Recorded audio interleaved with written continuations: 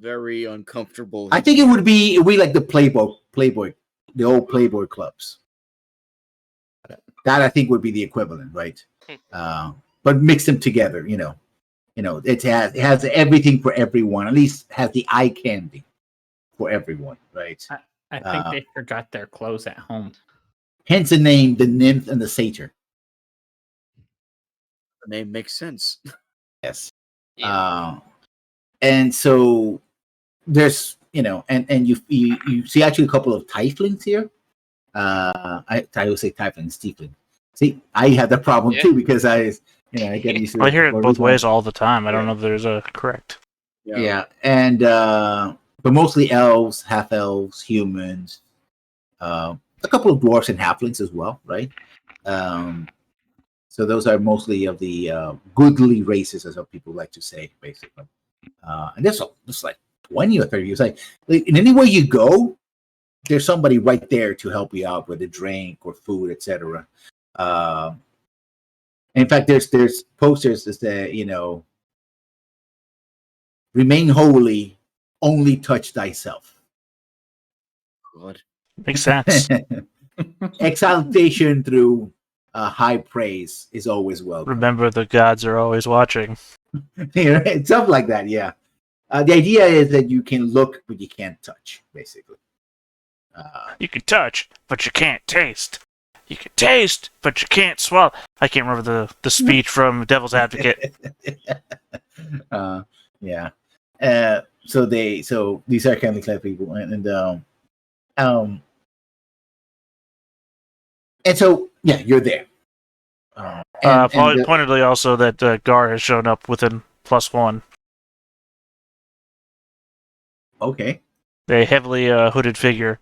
I was gonna say that they're well muscled and then super tall or whatever, but I just got the text that they are shorter than Gar, but whatever. Okay. And in fact, the table there's like a second half floor that overlooks the main floor, and so you have to go upstairs, and there's private booths in that area. And the gentleman, Ellen, is sitting in one of them. And he has some female companionship, some ladies that are there. And the moment you come in, he waves them away. Like, you're finally here. Good. So, little one, are these your companions? They are. A dragonborn. I've only read about such things. I'm not to say that I want to make sure that you're a thing, sir. It's just the concept they're in. And of course. You, sir. Is there a name for your people, sir? He points at Gar. There is, but I am not here to fight. I am representing somebody who will be fighting in my stead. I see. Very well. Please take a seat. As everybody sits down, I will politely say, if it's all right with you, sir, I wish to stand. Oh, the table is available to anyone, as long as you don't sit on the table. That's no problem. Yeah, or throw yourself to the table. And here I thought Cord appreciated a good body. Yeah, Cord does appreciate a good body, but not in excess like this. And so he has his cane, and everybody seems to be well toned. They seem to be exercised and well fed, etc. So let's say that this is the fantasy. Well, not saying much because it's fantasy, and 70-80% of all of the drawings you find of most characters would feel right in home here. Yeah, so, someone's fantasy. It's not like, oh, let's go to picture. Yeah, that's exactly what you expect. Yeah, it's like it's actually harder to find more modestly dressed fantasy images. I would think it would be harder to make armor that fits that way. So yeah, this is the I would say actually this would be the stereotypical, you know, fantasy bar. If you see someone drawing it, on DeviantArt or something like that, or put it up in Pinterest, and so he's there. He says, "Yes. So you wish to enter into the arena? Is that correct?" Right, for the upcoming tournament. Right. Well, normally there would be 100 gold fee per entrance per team member, plus some other some associated costs. But I, good LM that I am, will be willing to cover all these costs for say 20% of your total winnings. An interesting offer. Why That would so also generous? that would also include any and all side bets as well. I would be taking care of that for you. You'll be too busy, fighting and spilling blood and screaming. Hopefully, making the other side scream, and not you, of course. Right, of course. So I have to ask, well, why are you interested in being our patron? I know we came to you because we've been searching out one, but what's your interest been in the tournament? Well, anyone who has a champion's belt essentially becomes an instant celebrity in the city, at least for a year. And anybody who is associated with the bearer of the champion's belt, well, they get the benefits of that as well. Mm. And of course, there's a significant amount of money to be made. Thousands of gold pieces, in fact, if you play your cards right. And while I am taking a terrible risk with you, since you are clearly newcomers, that also means that the odds are stacked against you. Which means if you actually win, well, we all win. To be honest, I don't expect you to get past 2 or 3 rounds, but that's enough for me. Perhaps next year, if you return and make a name for yourself, we can do this again, and eventually, in a couple of seasons, say a couple of years, perhaps we actually make some good goals. I see. And I guess to put it on the table, our needs are very clear. We're looking for more funds for the construction of the keep down south. Maybe you've recently heard of it. Oh, I've heard some rumors that they're creating new fortifications down south. I suppose if you're willing to, I don't know, put an arena down there as well, we can, have you practice between years, and then you could come back next year and be even stronger than that. I don't know, something more crude, I suppose, just a fighting ring with a couple of guard dogs or something. I suppose a straw dummy down south is not going to be sufficient anymore for me. But an interesting proposition, but more to the point, we do need as much forward cash as possible. That is, I think, what we're primarily looking for. Also, there's the fact that, and he points at you and points, especially at you and Hugh, the exoticism, shall we say, of your presence makes it even more attractive. People are more enticed when they see strange, and by strange I mean unknown fighters. Oh no, strange totally applies in every definition. Yes, giant spiders, fire-breathing folk, silent warrior types. Even and a priest of court, of course. I mean, where better place to show your martial strength and prowess than in the arena? You convinced me, Master Ellis. The battlefield.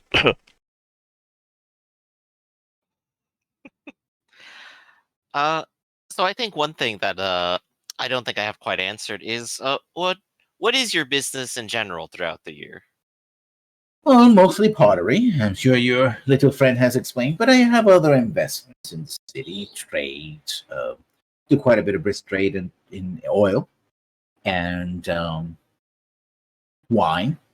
I mean, someone has to put something in the cask that I make, so I made some investment in that as well. Caravans, running caravans, and sail barges up and down the Salentan. Yes. I do believe that the Champions belt would elevate my business, not only in the city but in the region. The more people know about Trask, the supporter, the man behind the champions, the better. Reputation is almost as valuable as gold itself. You can almost say it's platinum. Of course. Can I do an insight on him as he's talking? Oh, go ahead. Classic Rob. Even more classic Rob. Yeah, I no. know. I don't know shit. I'll give it a try just to compensate here. I'm the other person who actually has the skill. And also Critical rolls insight. terribly. This man's not a merchant at all. Yeah, I mean, he's full of bluster. That's you get it, but he still bluster and self-confidence, right? That's the read you get to him. Yeah. You know, the 20%. I mean, that's 1 in 5 coins you would earn. That's a lot of money. It could be taking 400 gold off the top, if I did the math right, from the 2,000 that we would win. Mhm. Plus 20% of anything that's been bet. So actually, he would get 20% of every single winning. So every round has a winning as well. oh, Well, no, he said 20% total winnings. So yeah, total winnings and incremental winnings are different. As anybody who's ever paid taxes on multiple purchases at the same time would know. or who The has biggest, gambled. gain to all of this yeah. is that our investment into it is minimal because he's willing to pay everything and we don't have to give him anything for it. Exactly. Which, given we're completely broke as possible, last I recall, is generally helpful. Oops. Yeah. So as far as Still, we should probably negotiate. Right, and this is why we have Barracat here, who probably has persuasion, don't you? They also said his name right. Yeah, I 12%. did it correctly. Woo. Yeah. So if Barracat would like to take the lead on it and actually deal with the Sure, numbers yeah, and yeah. see, get closest to what's fair here. 12%. All right, so you're shooting for 12 versus his 20, and we'll see where it lands, I guess. Well, this is an offer. This is not the final thing. This is just I bargaining. think the problem here is you're street haggling this guy. Mm-hmm. Yeah. Well, if your math is right, then that's a little over double what he would get. Just off of, like, the grand prize kind of thing. So, 20% is kind of a lot, don't you think? Oh, let me More see. than the value of what you're providing. True, but the way I see it, you will need to come up at least with 500 gold just to get through the door, and you don't know anyone there. Do you know Lorakian? Do you know the people that are involved? Do you know the kind of services they provide? Do you have any experience with the games? No, you're newcomers, my friend. You have nothing, and I have the door open for you. It is I who is taking all the risk. You see, I'm betting that you will not even make it halfway through the arena. I'm betting that yours will be a, shall we say, a growing investment, as it were, as I explained earlier. But were you to make it all the way through, it's about, say, 3,000 to 4,000 gold to be made, probably more, depending how the betting goes. And that's after I get my 20%. How much would he make if we won, like, round 3? Let's look at the document. Just off of the official thing. Oh, okay. The winnings go as such. He definitely would probably get his money back. That's for sure. At least close to it. What we do is we take his offer for 20%, right? We bet against ourselves in round 1 and throw the match. Yeah. Oh god, that seems... Our personal gamblings are not included in the winnings. We've won nothing. We gambled. Yeah, but he basically saying that he will also represent you because you would be competing. I don't know. I'd say it's a burn on him, and it's a short-term winning for us.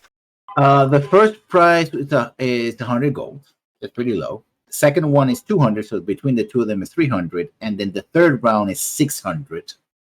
So total in prices for the 3 rounds will be 900 gold. So actually, he barely breaks. Actually, he doesn't even break even just on the prices.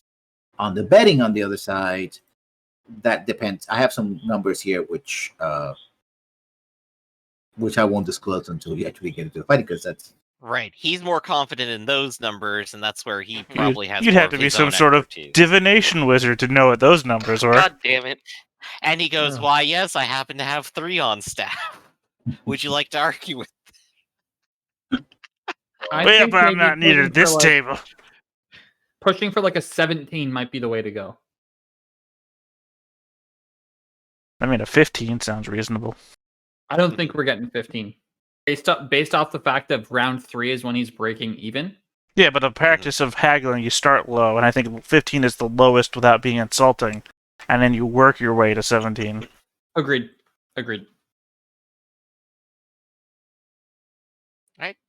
So I guess give it the roll and see how well your argumentation goes. Yeah, I'm gonna try and lower it a bit. My goal is Okay. to get down to 15. Okay. Natural 20. And I know that he mostly cares about the side bets more than the actual official stuff. What should I roll? Persuasion. Unless, Mhm. that's the only skill that I think it's. Yeah. Persuasion. Now I'm just imagining like a 'cause we're not room doing of really good at that 1,000 divination wizards all locked into a room, divining individual people's bets. With that roll, that's a pretty high roll. It says, I am willing to go lower, right? So it's a bigger risk on me. So what are you offering?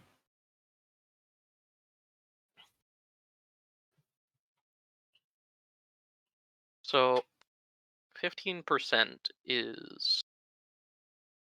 Let's just do like 15% of this. I think the 15% might be the best bet here. Yeah. So I'm going for 15 is still the idea. Well,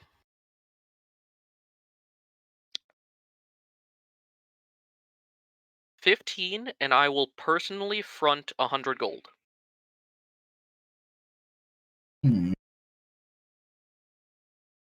17, and everybody puts 25. Do you guys have 25 gold Nope. each? Yeah. I think I do. I have enough to cover 2 people. But I wouldn't have 69 anymore. Yeah, I do, but I don't think that's a good deal. Yeah. Well, it's the same. It's basically just increasing the 17 to the 15. Well, it's 15 and 15 and it's 100 versus 17 plus 125. It's literally more money and then more money. Mhm. It's not a good deal. That may be the case. It started off at 20. Say so, no like, to it's the a better banker. point than the You have reached your equilibrium point. 17 and 80 gold total.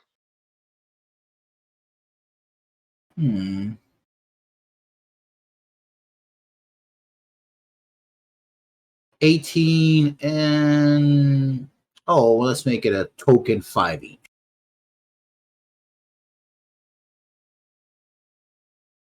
17 and 80 gold total.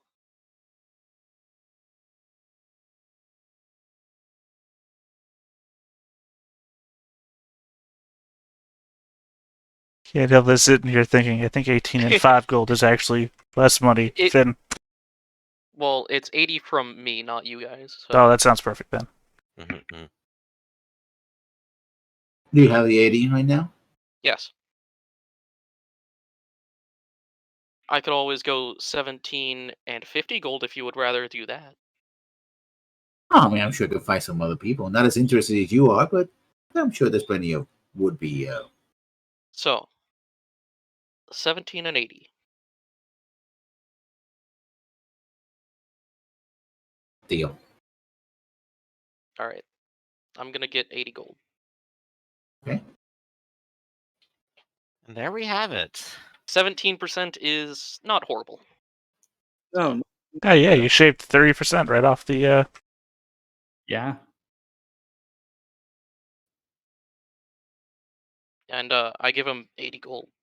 Okay. And Kix is willing to shake on that.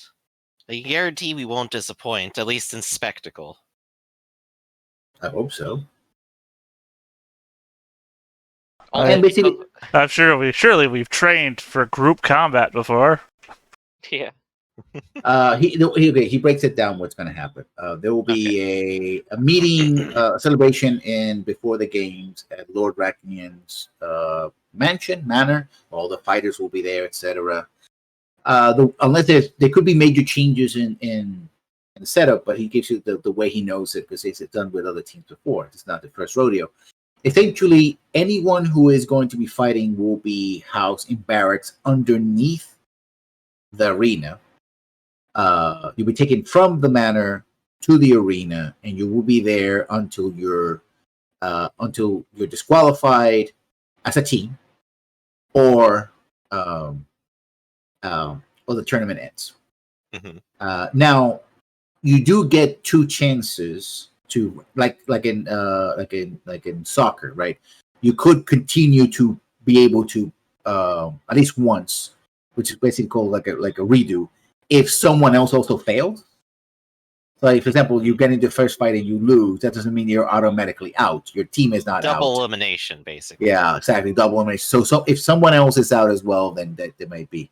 Not all fights are going to be against other teams. In fact, I think only really 2 or 3 of them. The rest are against creatures, or there's something he calls the hazards combat, where you fight something or a creature or a team, and special hazards are put in the field. When is that going to happen? In which order it's done? Doesn't know, but usually there's a mix of all those things, right? The idea is to be entertaining. Now, the goal is that if you're fighting other people, right? It's you have to accept surrenders, right? If you kill someone, you're not only automatically eliminated. If it's seen as it's a deliberate murder, you'll be arrested. Oh, I still have his battle axe at this guy, and he just died. I swear it wasn't deliberate. So yeah, I have a question then. In that case, is damage considered non-lethal? Yeah, you can use a D&D rule where no matter what. Yeah, but basically use a D&D rule with the last points of damage that you do is considered knockout as opposed to non-lethal. Perfect. Okay. Perfect. That's a rule part of that dungeon. 5th edition has that rule, right? That you the last strike is when you decide whether or not it's going to be lethal or not. 100%. But if the person, for example, clearly, if the person surrenders and you kill them, that's murder, and you're going to be arrested and kicked out. Right? If the person's clearly is disabled and bleeding out, whatever, and you try to finish him off, that's considered murder as well. Is it not considered a mercy?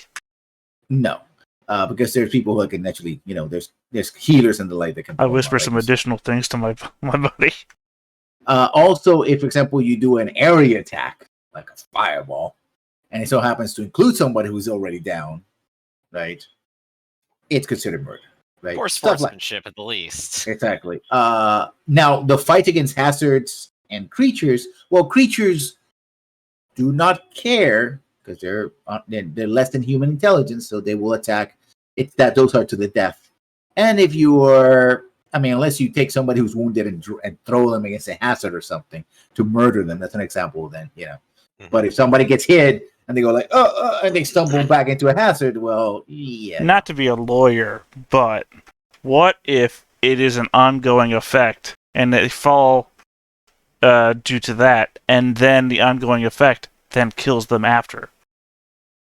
There's wizards and clerics in the audience, and they would be able to identify the effect. And ongoing effects like that will be considered murder because you should be able to essentially cancel them. What if an ongoing effect takes somebody down and it would kill them, but you have been disabled due to something else, but it has not yet canceled your ongoing effect, and you are unable to cancel it, and they are going to die next round? then an investigation would carry over and see if that's actually the case. Guys, you guys might want to get ready for court. Yeah.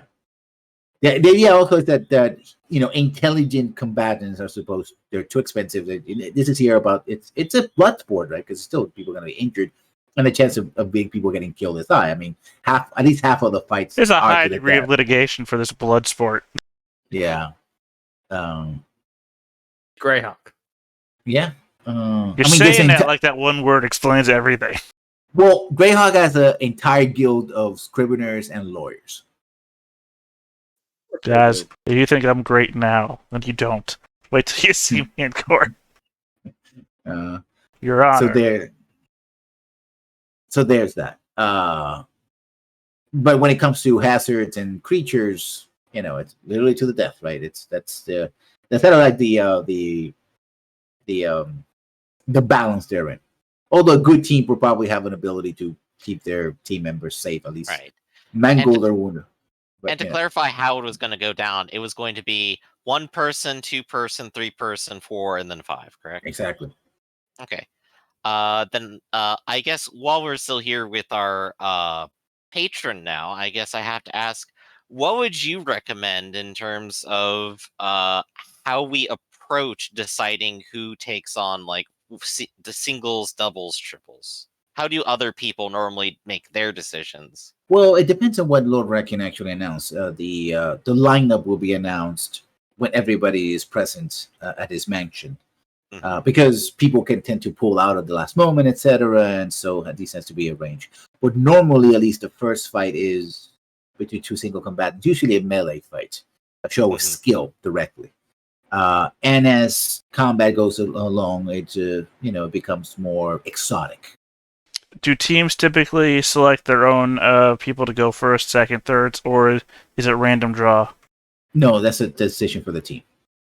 Right, so we'll have to group huddle and go, all right, which of us is going first? Okay. Also, they explains as well that the walls are 40 feet high, and that's the limit. For example, we have magics that allow you to teleport or fly.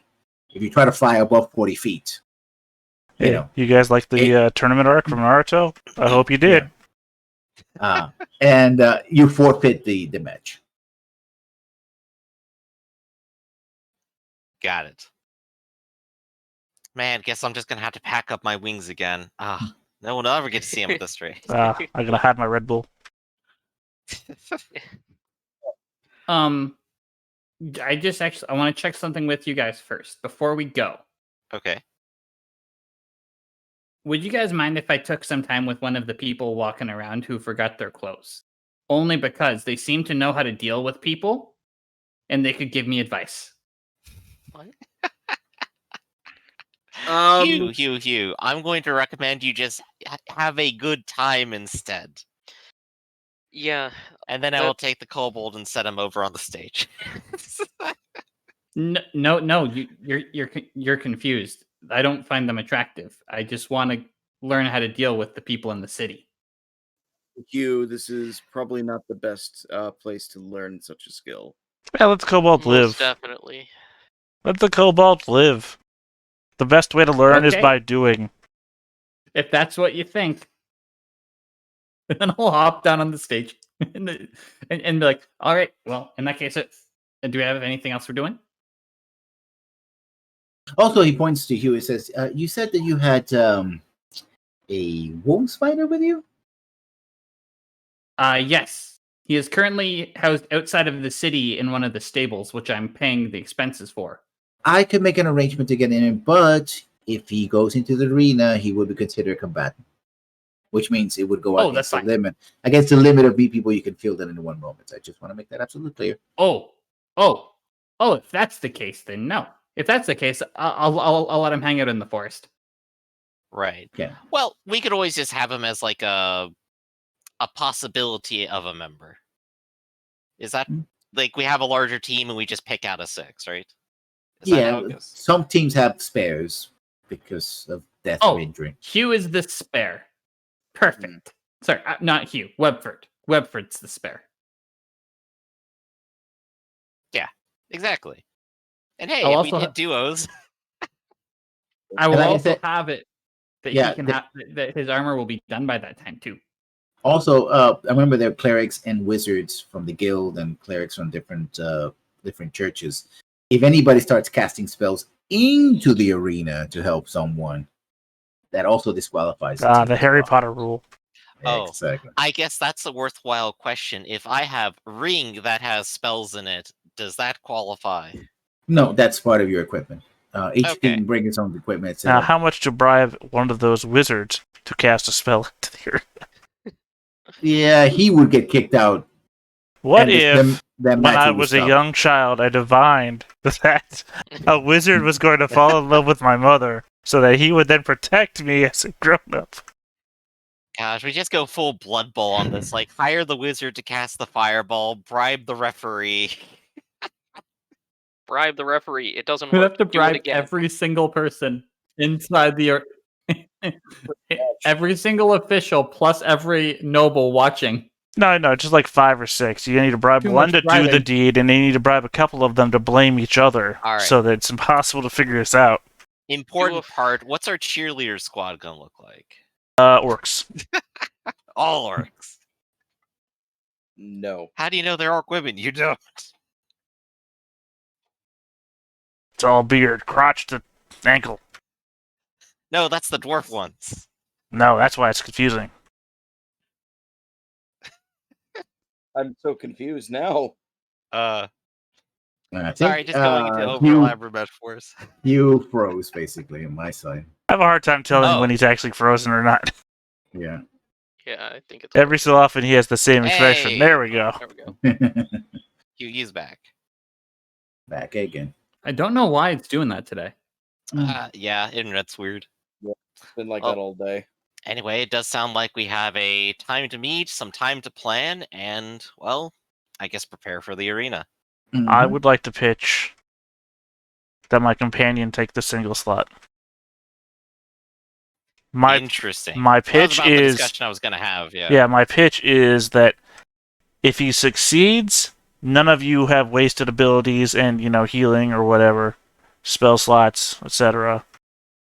Keeps you fresh. Keeps the main team fresh. If he fails, you're still fresh, but you know what I'm saying. And if he does succeed, he can go ahead and move forwards onto the doubles. One of you pairs up with him. More of the team stays fresh. What does he do?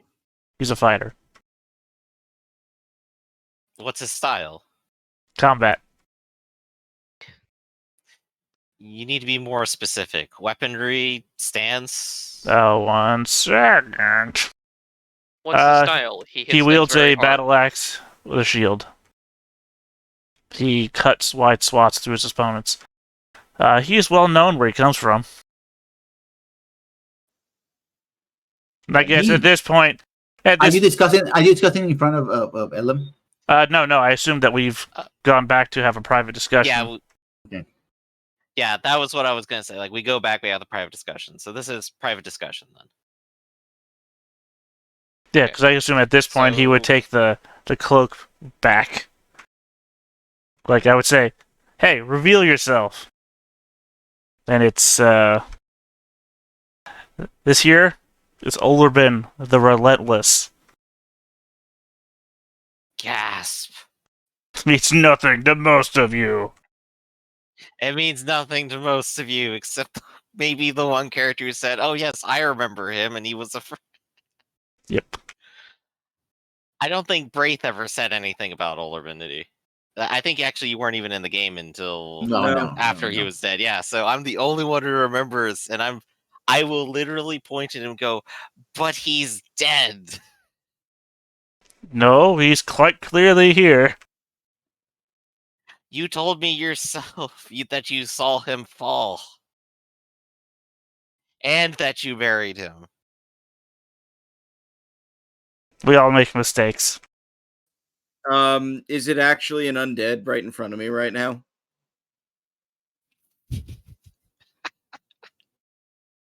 I mean, you're going to have to make a use of an ability that you have to tell that. Fuck it, turn undead. Well, apparently you just turned Justin. You turn undead. Justin disappears to the call. Go ahead. I feel like this is a scenario where, like, shit, and I jump behind him real quick to hold him in place. No, see, he's fine. He's trying to run away from me, I assume.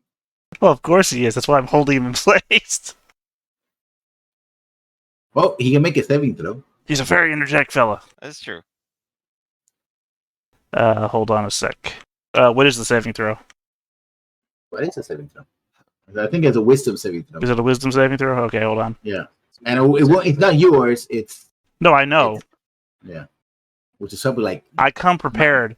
I come extremely prepared. That's why I'm holding him in place. -1. That's a very good roll. Yeah. I mean, you're holding him in place, but no. I'm a 600-pound creature. Nothing is moving me. Yeah, he's still struggling because he's never going to do the... No. I mean, when I say I'm holding him in place, I'm holding him from running away. I'm not holding him, like, still. Yeah. Yeah, so, yeah, he's struggling away to get away. This is clearly an undead. Is that even allowed in the tournament? There's no rule that dogs can't play baseball. What's baseball? Baseball is it's a game where you get on this field, right? And it's like sort of U-shaped, and these balls roll up and down the hills, and you've got to run between them to reach the finish line. Mm-hmm. They call the balls bases. Right. Yeah, no, I don't get it. It's very fun, especially for slow children. Okay. Regardless, well, I'm not sure whether or not it would qualify. If it did, I'm not sure if I would want it in the solos, because those would be the best fighters possible, and if they can't fight a single Revenant or whatever this is exactly, I don't know. As I've assured you, the plan would be to keep the rest of you in your top shape. If what you're saying is true, that the best of the best are going to be fighting one another, that means they're going to be using all of their abilities right from the get-go, and you are going to come in fresh. But it does mean we have to win every single one after that. You're going to be fresh, which means you're more likely to win every single one after that, especially if the best of the best have used their best abilities. They're also going to be weaker. Well, let me make a clarification. Not all the rounds happen in the same God, you're day. killing me here, Lessons. This is the bullshit that makes this stuff suck.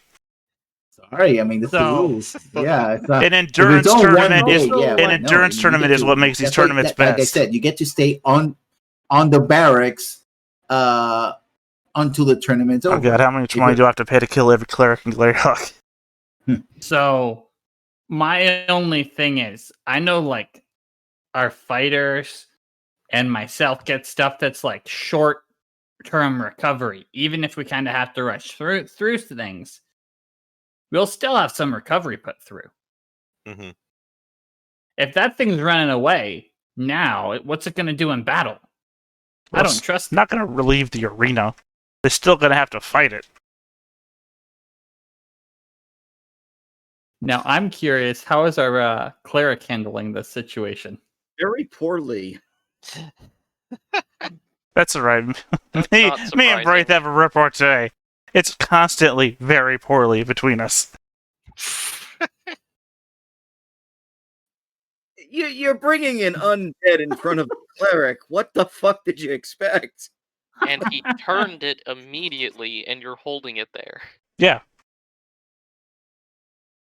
I'm sorry. Are you the group that hangs around with a giant wolf spider all the time and thinks it's cool? You know those things eat kids, right? Yeah. Well, I'm just thinking about the legality and the efficacy of this.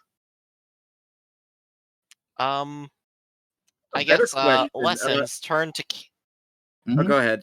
You first. Go ahead. Yeah, turn to camera question. 1, public legality of necromancy. 2, use of necromancy in the tournament like this. Well, normally necromancy is looked down upon because people, for example, necromancy itself is not illegal because, for example, healing spells are necromancy. Yeah. But the trappings of necromancy can be illegal, such as, for example, digging up bodies in a cemetery to use them. Not from a Illegally- cemetery. Yeah. Or other things, right? So there's a general distaste for it, but at the same time, in the tournament, they're willing to have wolf spiders and kobolds and all that. So yeah, it's the one area, unless the necromancer actually attacks people in the audience, right? Right. If they let ghouls and vampires loose on the audience, then that's kind of the Yeah. poor form. So Like free willing undead are usually destroyed. They're not like, and if people find like, oh, for example, the cemetery, there's 20 skeletons running around, they'll try to destroy the skeletons and find who raised them, right? So technically speaking, necromancy is not illegal, but most of the trappings that have to do with necromancy are. So it's very difficult for a necromancer to just be around, at least in a major city, But eventually they're going to do something that people are going to go like, that is illegal. And we don't like necromancers, so F you, we're gonna get you, right? Nothing about this situation so far is illegal, though. Right. So yeah, there we go. In that case, I'm just going to end on like 2 salient questions before giving the mic over to Braith here, and that's going to be 1: how will people view us if that's our first move? Which we do need to make some positive impression. And the second is, will he win? I can't say that. I can't. We can't that answer. I That's can't a answer. salient question. The thing is, Lessons, I have one question for you. How do we get to level 20? By not dying. Yeah. Basically, the effect it could have basically we're telling you like a heal in wrestling, right? You'll be the bad guys, right? Because you're using necromancy, and that's uncool, right? And stuff like that. So you will be the bad team for using, stuff like that. But it's not illegal, right? I mean, it's like we're the heels. You know what? The heels, right? You know what the audience loves the most? A heel turn.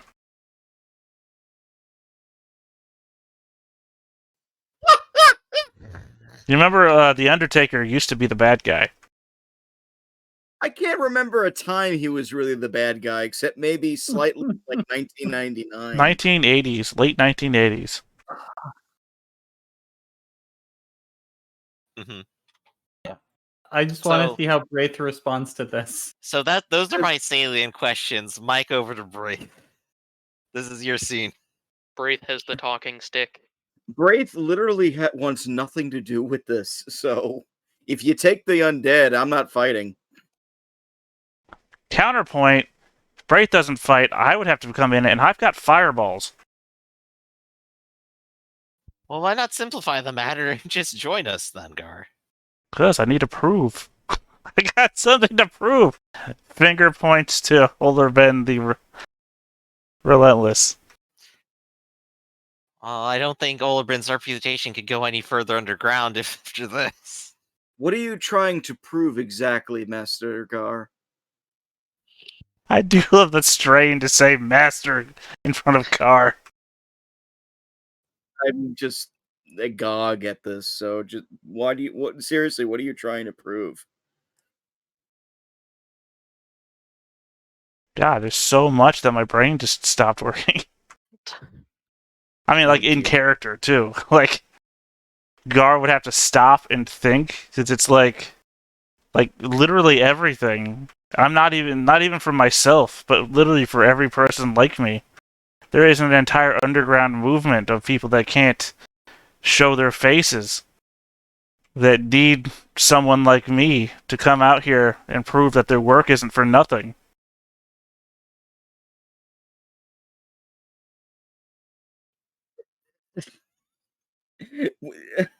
An underground movement of necromancers? Yeah.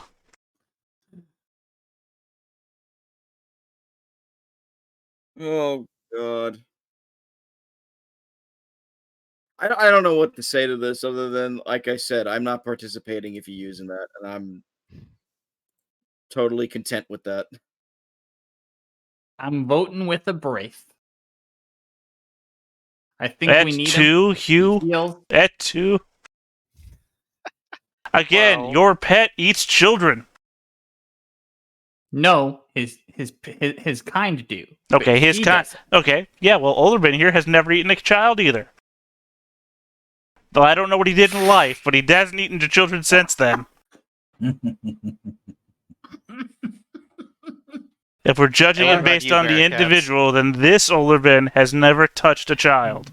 There is a massive difference I- between a creature and a abomination like that. I think you'll find he's not classified as an abomination. I can't say it's bad tactically, but I can say it's bad for our reputation, which we desperately need. Do we? We are Yes. hanging around with a kobold, and that's really getting us side glances all the time. And adding an undead is not going to help. I don't see that it could hurt. Yes, it will. Politely, I disagree. I side with Braith. Well, I mean, I don't know why we're being silent. We already know Kix is going to side against me. Yeah.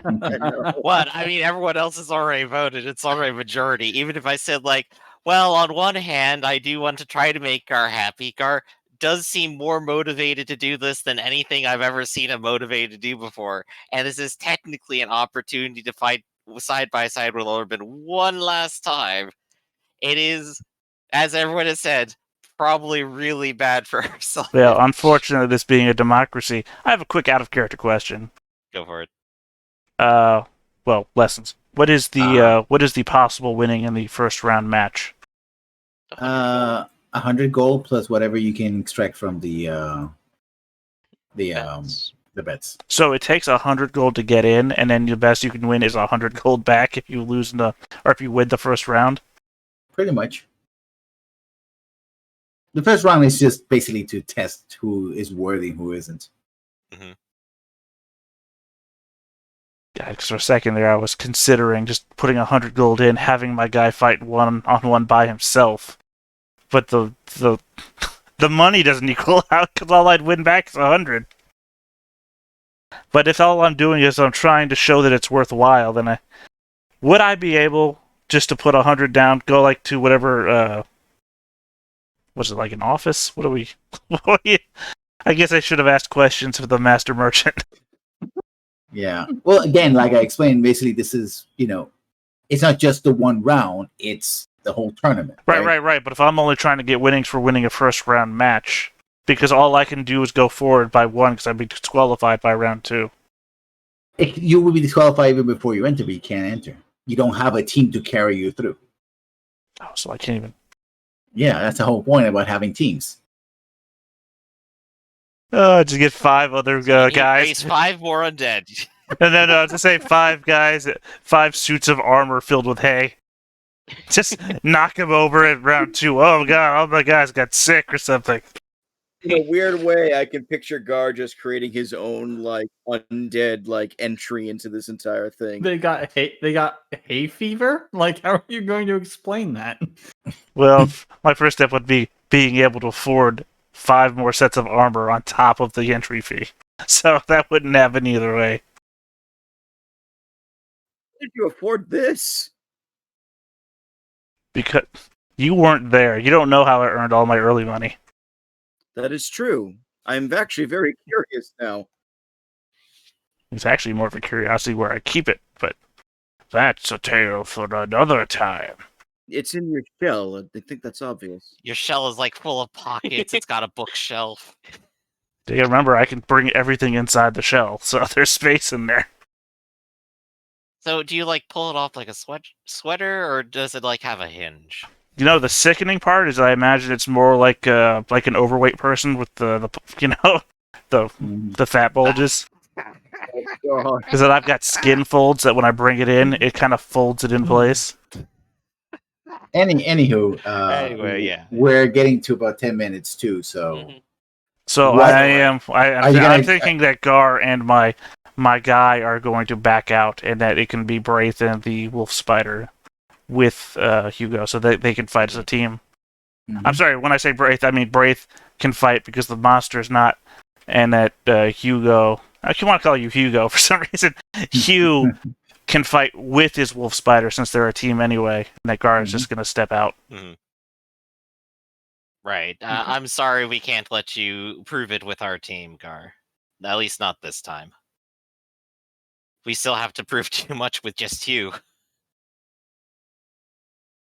You made your choice. Far be it from me to go against the team.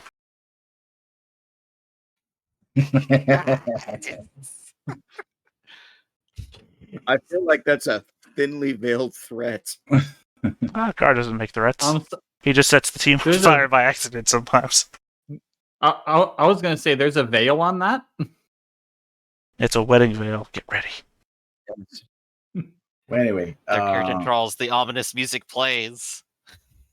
So, you guys are going to enter the tournament. So next week we're going to have the intro, and then finally we're going to get some combat, and see how the team goes into this.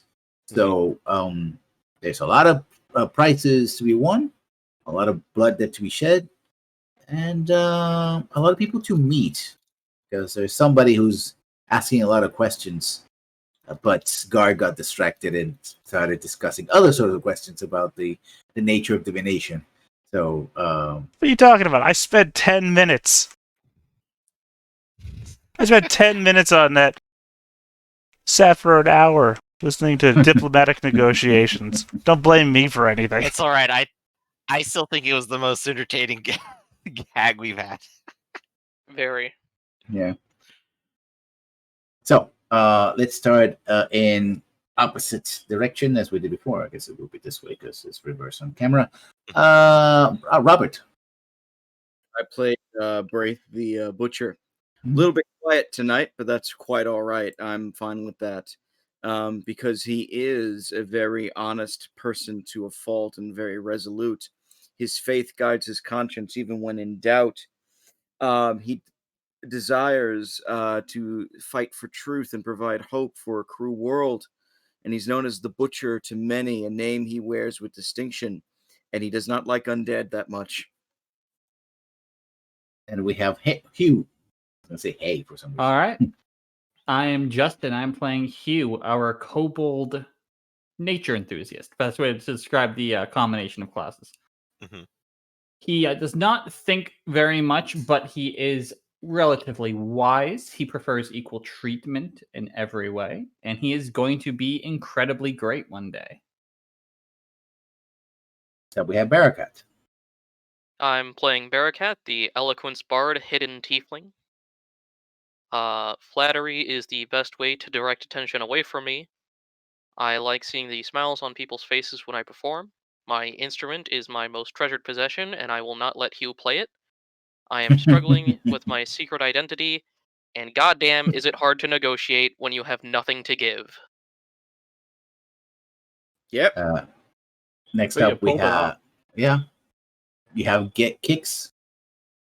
Hey everybody, I'm Baron Kicks the Shield. I have a cool and calculating personality. I believe heroes stand up against all challenges. Those under my command responsibility come first, and I have an immense ego and delusions of grandeur. And last but not least, we have Gar and Olerben, the the Unconquerable? The Unconquered? The Relentless. He was used in life. He was Olerben the Swift. Now he's Olerben the Relentless. Mm-hmm. Is he actually like legit your pet now or something? Well, no, he's not a pet. He's under my control, but he's not a pet. I think you'll find in real life that pets aren't directly under your control. You know that more than anybody. All your dogs that are running around the house and the cats that keep jumping on your desk. It's true. But yeah, no, he's under my control. I am Gar, the Necromancer Wizard. It's been known since I freed you from that giant thing that you were trapped in, Braith. Actually, I didn't know you were a necromancer at all. Well, I think I said it out loud in the chat before many times when I was picking what school I was going to be. So if you didn't notice it, that's a thing. On me, then. I am immortal. My personality trait is there's nothing I like more than a good mystery. My ideal is self-improvement. The goal of one's life is study, is the betterment of oneself. And my bond is I sold my soul for knowledge. I hope to do great deeds and win it back. And my flaw is Unlocking an ancient mystery is worth the price of a civilization. And I am your not your host, but certainly your DM. Lessons Learned 1 on Twitch. I will be streaming, hopefully, Mass Effect Legendary Edition after the multiple gigabytes that had to be downloaded on Friday and then some. Hopefully, it actually will work sometime in the weekend. And if that happens, then I will be streaming that and many much more games week and upcoming months. And of course, I will be going back to Script Doctors once I recover from the jab, which I probably recover most of it. So, see me over at Lessons Learned 1 on Twitch, and you can see me here on Sundays playing and GMing Dungeons and Dragons 5th Edition Into the Wild Coast. So thank you everybody for coming, and as always, we'll see you when we see you. Bye, everybody. See you next time, everybody. Bye. Take care.